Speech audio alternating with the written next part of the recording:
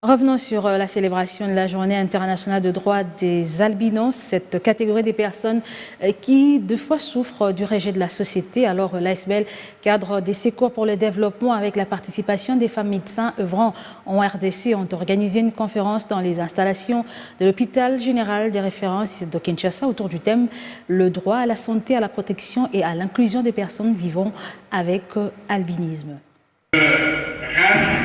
Dans la salle de conférence de l'hôpital général de référence ex-Mamaemo à Kinshasa, la mobilisation est forte. Ce 13 juin 2023, journée consacrée à la sensibilisation à l'albinisme, l'ONG Cadre de secours pour le développement a mobilisé ce moyen pour la tenue de cette conférence. Avec la participation de l'ASBL, Femmes Médecins œuvrant en RDC et bien d'autres structures. Moi, j'avais comme conviction de marquer cette journée en faisant des dons aux personnes vivant avec albinisme en crème solaire. Mais je voulais que ça se fasse dans un lieu de référence, dans un hôpital de référence. Et c'est comme ça que j'ai contacté le médecin directeur et notamment les femmes médecins.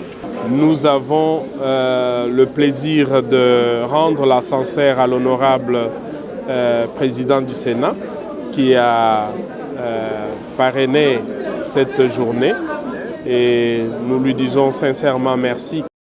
Sarah Chibango a souligné la nécessité de soutenir et venir en aide aux personnes vivant avec albinisme, une catégorie de la population congolaise mise à l'écart dans la société.